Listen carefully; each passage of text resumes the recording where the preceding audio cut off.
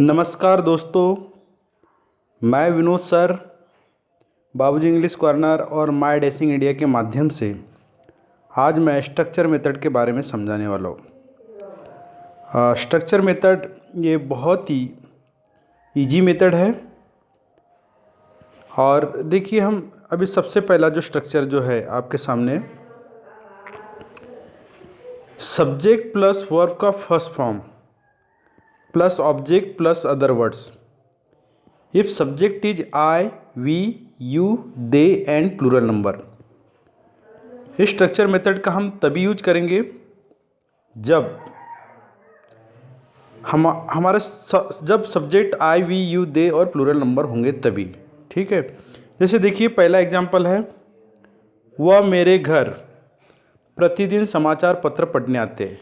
ठीक है, तो यहाँ पर ये जो दे है, ये दे सब्जेक्ट हो गया और कम ये आपका वर्ब हो गया। ठीक है, उसी तरह से ध्यान में रखिए, जो हिंदी में होता है ना, तो हिंदी में सब्जेक्ट वर्ब, सब्जेक्ट ऑब्जेक्ट और वर्ब, ये हिंदी का पैटर्न है। ठीक है, लेकिन इंग्लिश में जो पैटर्न होता है वो होता है सब्जेक्ट, उसके बाद में वर्ब और उसके बाद में ऑब्जेक्ट। ठीक है, तो ये पैटर्न को आपको समझना है। जो हिंदी में हम सेंटेंस जनरली बनाते तो उसमें वर्ब हमेशा लास्ट में आता है, लेकिन यहाँ पर इंग्लिश में सब्जेक्ट, वर्ब और ऑब्जेक्ट, ये अगर बेसिक चीज़ आपको समझ में आ गई तो फिर सभी सेंटेंसेस आपके सही बनेंगे। चलिए दूसरा जो एग्जांपल है, जैसे हम रोज़ सुबह क्रिकेट खेलते हैं। तो यहाँ पे हमने इस सेंटेंस में से सब्जेक्ट और वर्ब आइडेंटिफाई कर लिए, क्योंकि हम ये सब्जेक्ट है और खेलते हैं ये आपका क्या है, वर्ब है ना। और आप देखिए यहाँ पर आपको जो स्क्रीन पे जो दिखाई दे रहे 4 सेंटेंस, जैसे वह मेरे घर प्रतिदिन समाचार पत्र पढ़ने आते हैं, हम रोज़ सुबह क्रिकेट खेलते हैं, आप हमेशा मुझसे झूठ बोलते हैं, मैं हमेशा ठंडे पानी से नहाता हूँ। तो आप देखिए कि जो सेंटेंस के लास्ट में जो है ना, हमेशा आते हैं, खेलते हैं, बोलते हैं, नहाता हूँ, तो ये उसकी उस सेंटेंस को आइडेंटिफाई करने का एक बेस्ट तरीका है। और जनरली 70% ये ट्रिक्स हम इम्प्लीमेंट कर सकते हैं और यूजफुल भी है ये। ठीक है, दूसरा है, आप हमेशा झूठ बोलते हो, है ना। थर्ड सेंटेंस देखिए, आप हमेशा झूठ बोलते हो, तो you always lie to me, you always lie to me, है ना। झूठ बोलने के लाई यूज हम करते हैं। देखिए, झूठ बोलने के लिए लाई यूज करना है, और सच अगर बोलते हो तो स्पीक द ट्रूथ। ध्यान में रखिए, जब झूठ के लिए अगर आप वर्ब यूज करोगे तो लाई आएगा, और सच के लिए you always speak the truth, है ना। मैं हमेशा ठंडे पानी से नहाता हूँ। ठीक है, मैं हमेशा ठंडे पानी से नहाता हूँ, तो फिर क्या होगा, I always Beth in cold water. तो देखिए सेंटेंस नंबर 4 में भी आपने सब्जेक्ट को आइडेंटिफाई कर लिया और वर्ब को आइडेंटिफाई कर लिया। मतलब हिंदी के सेंटेंस में मैं सब्जेक्ट है और लास्ट में नहाता हूँ ये वर्ब है। तो उसी तरह से I always Beth in cold water. ठीक है, तो अब देखिए आगे के सेंटेंसेस हम देखते हैं। Subject plus verb first form plus object plus other word. If subject is I, we, they and plural number. मतलब यही स्ट्रक्चर हम और आगे के सेंटेंस में इम्प्लीमेंट करेंगे। ठीक है, यहाँ पे भी आपको वर्ब का फर्स्ट फॉर्म यूज करना है। जैसे बच्चे कभी कभी मेरे घर के सामने क्रिकेट खेलते हैं। Children sometimes play cricket in front of my house. Okay, मतलब यहाँ पे जो बच्चे हैं ये आपका सब्जेक्ट हो गया, और खेलते हैं ये आपका यहाँ पे वर्ब हो गया। तो children sometimes play cricket in front of my house. तो हमने अकॉर्डिंग टू स्ट्रक्चर क्या कर लिए, पहले सबसे पहले हमने सब्जेक्ट को ले लिए, है ना, और उसके बाद में प्ले ये वर्ब को यूज कर लिया हमने। ठीक है, उसके बाद में लोग मेरे इस गीत को बहुत पसंद करते हैं। तो यहाँ पर भी हमने सब्जेक्ट, जो पहला लोग है ये हमारा सब्जेक्ट है, और पसंद करते हैं ये आपका वर्ब है। तो फिर क्या हो गया, people love this song of mine very much, है ना। मतलब यहाँ पे भी हमने पहले सब्जेक्ट लिखे, उसके बाद में वर्ब लिखे। मैं आपकी भावनाओं को समझता हूँ, तो फिर मैं आपका सब्जेक्ट हो गया और समझता हूँ ये आपका वर्ब हो गया। तो फिर क्या होगा, आई अंडरस्टूड योर फीलिंग्स। अब नेक्स्ट सेंटेंस देखिए, लोग आजकल कोरोना की वजह से घर के बाहर नहीं निकलते हैं। तो फिर क्या होगा, people nowadays. Nowadays का मतलब होता है आजकल। People nowadays do not exist the house because of the corona. वे बच्चे मुझे हमेशा चिढ़ाते, तो वे बच्चे मतलब दो चिल्ड्रेन ऑलवेज टीज मी। चिढ़ाने के लिए टीज मी इस वर्ब का यूज होता है। हम स्कूल पैदल जाते हैं, तो फिर क्या होगा, we go to school on foot. ध्यान में जब आप पैदल जाने की बात करते हो तो पैदल जाने के लिए ऑन फुट ये ध्यान में रखना है ना, ऑन फुट इस फ्रेज को ध्यान में रखना है। We go to school on foot. चलिए स्ट्रक्चर नंबर सेकंड देखिए। स्ट्रक्चर नंबर जो सेकंड है, सब्जेक्ट प्लस वर्ब, यस और es plus object plus other word. Okay, if subject is he she it and singular number. यहाँ पर आपको singular number subject को ध्यान में रखना है ना। जनरली बहुत बार बच्चे क्या होते हैं यहीं पर गलती करते हैं, ऐसा है। चलिए एक सेंटेंस देखते हैं। दिगंबर सर बेहतरीन तरीके से मैथ्स पढ़ाते हैं। ठीक है, तो यहाँ पे जो दिगंबर सर जो है ये आपका सब्जेक्ट हो गया और पढ़ाते हैं ये आपका वर्ब हो गया। क्योंकि मैंने कहा कि दो चीज़ें अगर आप आइडेंटिफाई कर ले तो फिर बाकी की चीज़ें उसके अकॉर्डिंग आप लिख सकते हो। दो चीज़ें आइडेंटिफाई करना बहुत ज़रूरी है। ठीक है, तो फिर क्या होगा, Digambar sir teaches maths in the best way. ठीक है, तो यहाँ पे मैथ्स ये आपका ऑब्जेक्ट हो गया है ना। मतलब कितना भी सेंटेंस लेंथी क्यों ना हो, दो चीज़ें अगर आपने आइडेंटिफाई कर ली, एक तो सब्जेक्ट और वर्ब और फिर ऑब्जेक्ट, तो बाकी के सेंटेंस उस सीक्वेंस में बिल्कुल सही बन जाएंगे। ठीक है, अब सेकंड सेंटेंस, मोहतुरे साहब वन विभाग में नौकरी करते हैं। तो फिर क्या होगा, मोहतुरे साहिब, है ना। जैसे हम मराठी में या हिंदी में साहब बोलते हैं या साहिब बोलते हैं, लेकिन इंग्लिश में उसका साहिब SAHIB साहिब होता है ना, इसको ध्यान में रखना है। तो मोहतुरे साहिब works in the forest department. फिर उसके बाद में नरेंद्र मोदी दिल्ली में भाषण देता है। ठीक है, तो नरेंद्र मोदी दिल्ली में भाषण देता है, तो क्या होगा, Narendra Modi deliver speech in Delhi, या फिर नरेंद्र मोदी एड्रेसेस इन दिल्ली, है ना। तो दोस्तों देखिए, हमने सभी वर्ब, जैसे यहाँ पे पहले सेंटेंस में टीचर्स हो गया, फिर सेकंड सेंटेंस में वर्क्स हो गया, थर्ड में डिलीवर्स हो गया और एड्रेसेस हो गया, तो हमने क्या किए, यहाँ पे वर्ब को यस और यस लगाए। क्यों लगाए, क्योंकि हमारा सब्जेक्ट क्या है, यहाँ पे सिंगुलर नंबर है ना।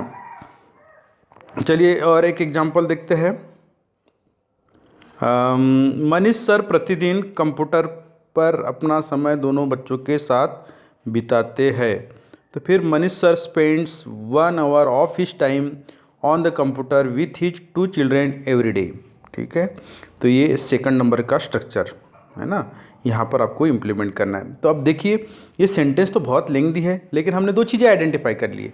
अब कौन सी चीज़ें, पहले मनीष सर है ना, मतलब ये हमारा सब्जेक्ट है, और फिर बिताते हैं, है ना, ये बिताते हैं आपका वर्ब हो गया। तो सबसे पहले हम क्या करेंगे, सब्जेक्ट को लिखेंगे। तो हमने पहले सब्जेक्ट को लिख दिए मनीष सर, और फिर उसके बाद में स्पेंड्स, और फिर उसके अकॉर्डिंग फिर आपके सब्जेक्ट। मैं इसके बारे में कि बाकी के वर्ड्स कैसे फ्रेम करते हैं, इसकी सीरीज और इसके बारे में जो डिटेल में, क्योंकि उसको मुझे वाइट बोर्ड में अच्छे से एक्सप्लेन करना पड़ेगा, तो ये लेंथी सेंटेंस को कैसे फ्रेम करते हैं वो ट्रिक मैं आपको बताऊंगा। और उसके लिए मैंने बाबूजी इंग्लिश कॉर्नर में कुछ वीडियो बनाया हूँ, तो आप ज़रूर बाबूजी इंग्लिश कॉर्नर को विजिट कीजिए। वहाँ पे जो कॉम्प्लिकेटेड सेंटेंस कैसे फ्रेम करते हैं उसके बारे में आपको बहुत आसान तरीके से सीखने को मिलेगा। ठीक है, तो फिर सेंटेंस क्या होगा कि Manish sir spends 1 hour of his time on the computer with his 2 children every day. ठीक है, उसके बाद में नेक्स्ट सेंटेंस देखिए, वह मुझे हर सप्ताह पैसे मांगता है। ठीक है, तो he asks me for money every week. ठीक है, पैसे मांगने के लिए आस्क इस वर्ब का यूज करना है ना, और आस्क के साथ में फॉर ये प्रीपोजिशन यूज होगा। ठीक है, तो आस्क ये आपका वर्ब है और फॉर ए प्रीपोजिशन। तो यहाँ पर भी आपने दो चीज़ें आइडेंटिफाई कर ली, वो आपका सब्जेक्ट हो गया और मांगता है ये आपका वर्ब हो गया। ठीक है, राधा पोछा लगाती है, तो फिर क्या होगा, राधा अप्लाइज मॉप, है ना। चलिए और कुछ सेंटेंस देखते हैं।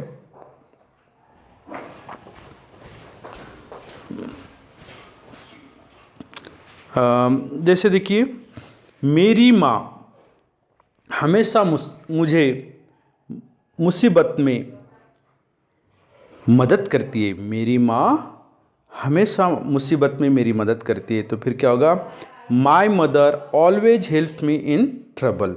यहाँ पे अभी आपने देखा होगा मेरी माँ आपका सब्जेक्ट हो गया और मदद करती है आपका वर्ब हो गया। तो उसके अकॉर्डिंग हमने नीचे भी फ्रेम कर लिया माई मदर और फिर हेल्प्स। ओके, यह बहुत आसान लगता है। ठीक है, लगता है के लिए क्या होता है sounds, so it sounds very easy. ठीक है, फिर उसके बाद में कुमुद मैडम छोटे बच्चों को बहुत ही सरल तरीके से पढ़ाती है। तो फिर क्या होगा, Kumud madam teaches the kids in a simple way. फिर उसके बाद में सेंटेंस नंबर 10 देखिए, यह मुझे कठिन लगता है। तो फिर क्या होगा, it seems hard to me. कठिन लगना है ना, तो कठिन लगने के लिए सिम्स। ठीक है, और कठिन के लिए हार्ड या डिफ़िकल्ट भी आप यूज कर सकते हो। तो इस सेंटेंस में भी आपने सब्जेक्ट और वर्ब आइडेंटिफाई कर लिए। ठीक है, तो उसका सही सेंटेंस हो गया it seems hard to me. Okay, चलिए अब स्ट्रक्चर नंबर 3 देखिए। स्ट्रक्चर नंबर जो 3 है वह यह है subject plus do does plus not plus verb first form plus object plus other word.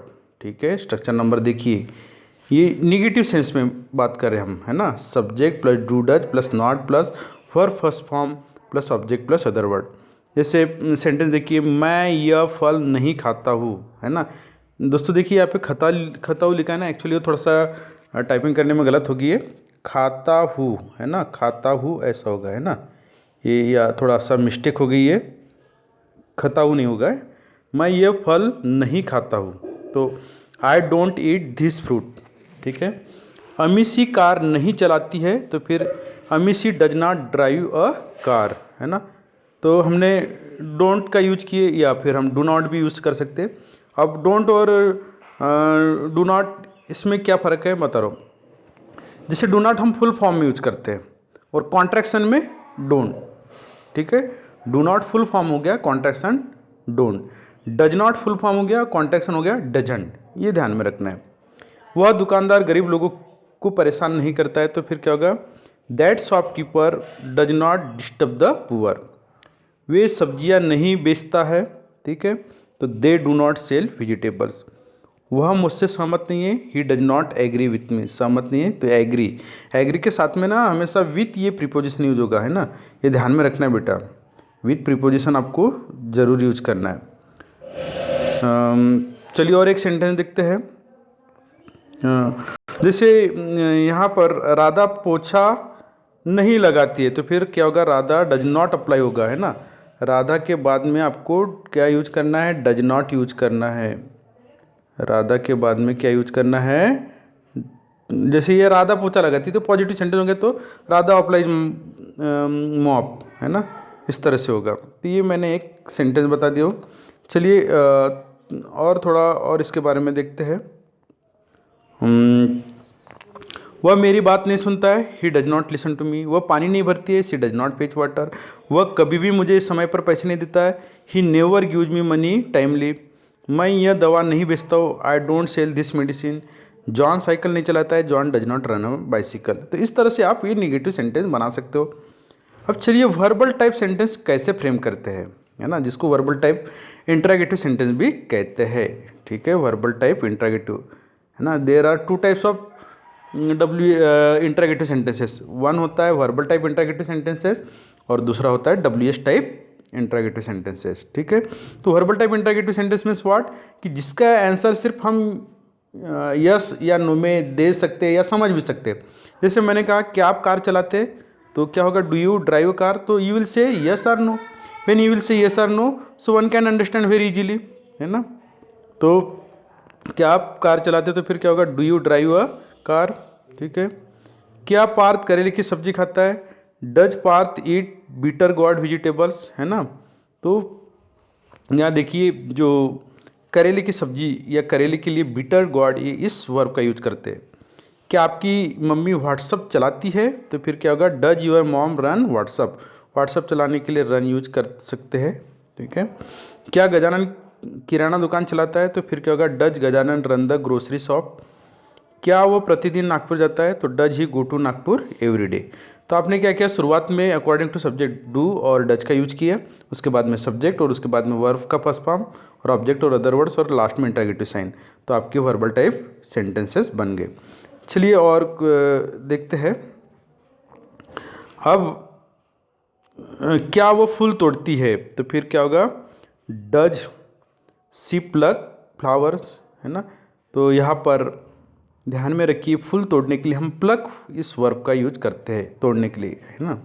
क्या संजय सर आपको बायोलॉजी पढ़ाते हैं, तो फिर क्या होगा, does Sanjay sir teach you biology. क्या सोनू मेरी कार चलाता है, तो does Sonu drive my car. क्या योगेश नया मकान खरीदता है, does Yogesh buy a new house. क्या आप डॉक्टर आपको घर पर रहने की सलाह देता है, तो does the doctor advice you to stay at home. ठीक है, तो दोस्तों अब इसी के हम निगेटिव सेंटेंस देखेंगे। ठीक है, कि निगेटिव सेंटेंस कैसे फ्रेम होते हैं। तो do does plus subject plus not plus verb first form plus object plus other word. ठीक है, जैसे क्या आप टीवी नहीं देखते, तो फिर क्या होगा, do you not watch TV, है ना। क्या आप टीवी नहीं देखते। क्या वो अभी यहाँ नहीं रहता है, तो does he not live here now. फिर क्या आप चाय नहीं लेते, तो फिर क्या होगा, do you not take tea. क्या वो इस मुद्दे पर गंभीरता से नहीं सोचता है, तो does he not think seriously. क्या आप मेरी बात नहीं सुनते हो, do you not listen to me. अब यहाँ पर देखिए जो नॉट हमने यूज किए हमेशा वो सब्जेक्ट के बाद में, समझ में आया कि अगर आप फुल फॉर्म में यूज करना चाहते हो तो हमेशा वो सब्जेक्ट के बाद में आएगा। लेकिन कॉन्ट्रैक्शन फॉर्म में अगर यूज करोगे, जैसे आप क्या टीवी नहीं देखते, तो उसको कॉन्ट्रैक्शन फॉर्म में मुझे बोलना है, तो फिर क्या मैं कहूँगा, डोंट यू वॉच टीवी। क्या वह अभी यहाँ नहीं रहता है, अगर कॉन्ट्रैक्शन फॉर्म में यूज करूँगा तो क्या होगा, doesn't he live here now. क्या आप चाय नहीं लेते, इसको कॉन्ट्रैक्शन फॉर्म में यूज करूँगा तो क्या होगा, डोंट यू टेक टी। क्या वो इस मुद्दे पर गंभीरता से नहीं सोचता है, तो कॉन्ट्रैक्शन फॉर्म में जब मैं यूज करूँगा तो क्या होगा, doesn't he think seriously about this issue. क्या आप मेरी बात नहीं सुनते हो, तो क्या होगा, don't you listen to me. ठीक है, तो दोस्तों इस तरह से जो हम सेंटेंस फ्रेम कर सकते हैं, है ना। और ये इस स्ट्रक्चर मेथड के माध्यम से थोड़ा शुरुआत में हो सकता है आपको समझ में ना आए, लेकिन when you will be habitual, अगर आप इससे हैबिचुअल हो जाओगे तो सेंटेंस आराम से बनाओगे और बहुत इजी तरीके से बनाओगे, है ना। और फिर आपको सेंटेंस को रटने की ज़रूरत नहीं पड़ेगी।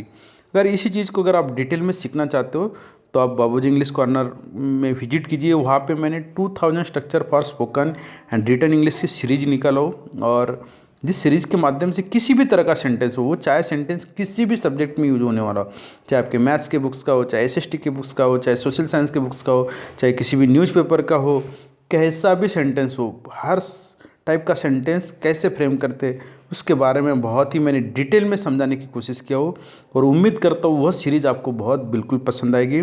और दोस्तों अगर ये वीडियो आपको पसंद है तो ज़रूर इस वीडियो को लाइक कीजिए, शेयर कीजिए, है ना। और हमारे जो दोनों चैनल है बाबूजी इंग्लिश कॉर्नर और माय डैशिंग इंडिया को सब्सक्राइब कीजिए, है ना। और इन वीडियो को ज़्यादा से ज़्यादा लोगों तक के पहुंचाने की या बच्चों तक के पहुंचाने की कोशिश कीजिए। Thanks for watching this video.